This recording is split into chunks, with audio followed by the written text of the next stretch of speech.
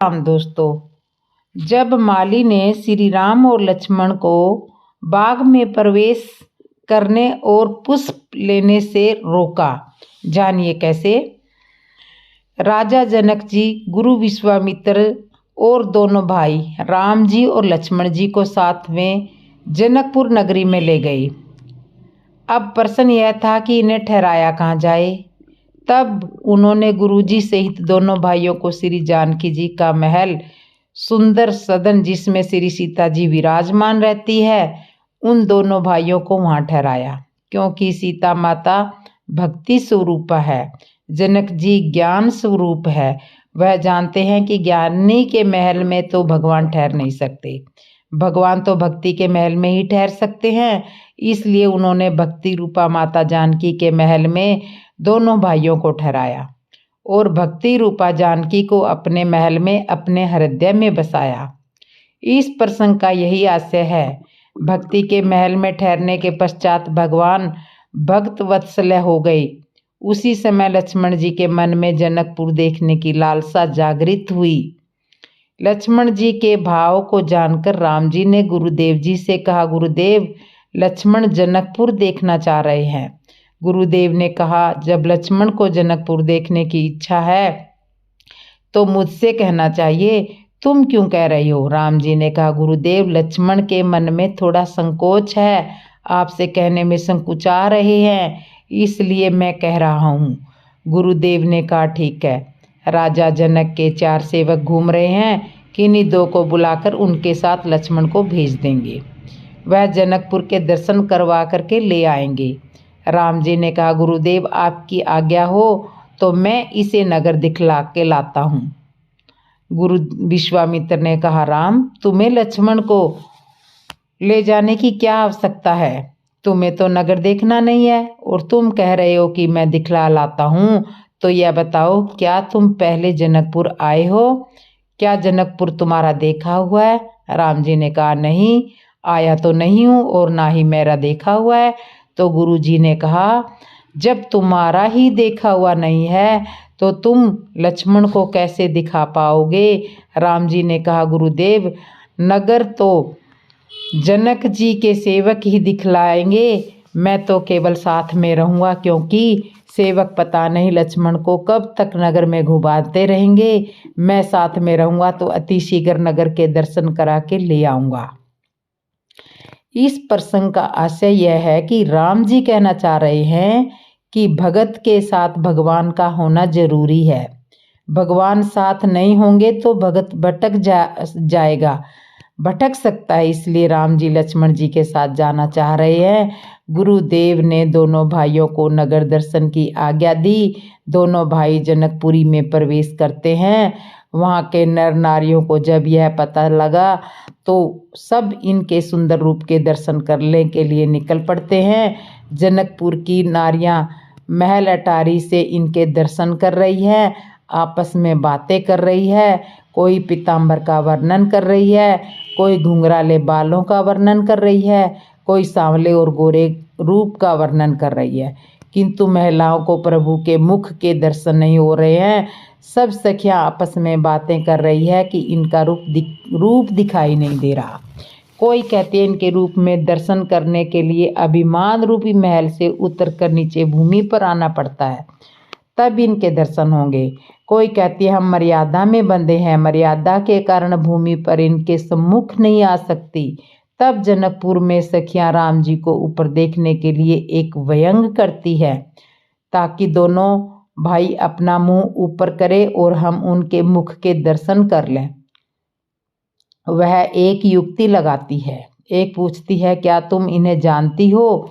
यह कौन है? दूसरी सखी कहती है, हम तो इनके पिताजी को भी जानती हैं। पिताजी तो क्या, हम तो माता को भी जानती हैं। और श्री राजा दशरथ जी का नाम लेती है। तब लक्ष्मण जी राम जी से कहते हैं, भैया, आपकी आज्ञा हो तो मैं ऊपर की ओर देखूं। कोई हमारे माता पिता का नाम ले रहा है, हो सकता है कोई हमारा रिश्तेदार ही होगा। राम जी ने कहा, नहीं लक्ष्मण, ऊपर देखने की तुम्हें इजाजत नहीं है, यह भक्ति की नगरी है। श्री जानकी जी की नगरी है और इस नगरी में सिर झुकाकर चलने में ही शोभा है। मैं इसलिए तुम्हारे साथ में आया हूँ। इस तरह दोनों भाई जनकपुर नगरी में अपने सुंदर रूप के दर्शन सभी नर नारियों को कराते हैं। राम जी लक्ष्मण जी दोनों भाई जनकपुर के दर्शन करके सब नर नारियों को अपने सुंदर रूप के दर्शन करा करके संध्या समय वापस गुरु जी के पास पहुँचे। अधिक विलंब हुआ जान करके मन में राम जी को संकोच हुआ। संध्या वंदन करके रात्रि विश्राम के पश्चात प्रातःकाल उठकर गुरु वंदना दैनिक कार्यशैली से निर्भीत होकर गुरु जी से आज्ञा लेकर पुष्प वाटिका में पुष्प लेने के लिए पहुँचे। वहाँ जाकर देखा कि बाग के द्वार पर कोई दिखाई नहीं दे रहा था। राम जी पुष्प लेने के लिए अनुमति मांगने के लिए इधर उधर देख रहे हैं, किंतु कोई दिखाई नहीं दे रहा है। राम जी ने अपनी नर लीला में हम मानवों को मानो अपने चरित्र और व्यवहार के माध्यम से हमें संसार में किस तरह से शिष्टाचार का पालन करते हुए जीवन जीना चाहिए, यह सब चरित्र व्यवहारिक रूप से करके दिखाया है। राम जी देख रहे हैं कि बाग में कोई दिखाई नहीं दे रहा है। राम जी के स्थान पर यदि हम होते तो मन में यह सोचते कि कोई देख तो नहीं रहा है और चुपके से बाग में घुसकर फूल तोड़ कर ले आते। राम कथा यह प्रसंग हमें जीवन जीने की कला सिखाते हैं। भगवान अपने व्यवहार से यह बताते हैं कि पुष्प लेने के लिए भी अनुमति लेनी आवश्यक है। तभी उन्हें दूर से एक माली आता हुआ दिखाई देता है। द्वार पर माली ने आकर दोनों भाइयों को देखा। मन ही मन बड़ा आनंदित हुआ, किंतु वह भी जनक जी के भाग का माली था। जनक जी तो ज्ञानियों की नगरी है। माली जान रहा था कि यह भगवान है, किंतु कर्तव्यनिष्ठ था। जैसे ही राम जी ने पूछा, क्या हमें बाग में प्रवेश करके पुष्प लेने की अनुमति है? माली ने कहा, बिल्कुल नहीं। पुष्प लेना तो क्या, आप इस बगिया में प्रवेश भी नहीं कर सकते हो। दोनों भाइयों को बड़ा आश्चर्य हुआ। लक्ष्मण जी मन ही मन विचार कर रहे हैं, यहाँ तो बहुत अपमान हो रहा है, गुरुजी भी हमें कहाँ लेकर आ गए। भैया कहते हैं, इधर उधर मत देखो, नीचे देखकर चलो, यह वैदेही का नगर है। और तो और साधारण माली भी हमारा अपमान कर रहा है, किंतु कर भी क्या सकते हैं। माली ने कहा, आप वही हो जिन्होंने रास्ते में आते समय एक पत्थर को छुआ और उसने नारी का रूप धारण करके आकाश मार्ग से लुप्त हुआ है। मैं तुम्हें पुष्प वाटिका में प्रवेश नहीं करने दूंगा। आपके पैर में जादू है और हो सकता है आपके हाथों में भी जादू हो। आप वाटिका में आओगे, हाथों से पुष्प चुनोगे और कहीं जिस पौधे के आपने हाथ लगाए और पौधे नारी बनकर उड़ने लगे तो हमारा यह बगिया तो वीरान हो जाएगी। इसलिए मुझे क्षमा करें, मैं आपको अनुमति नहीं दूंगा।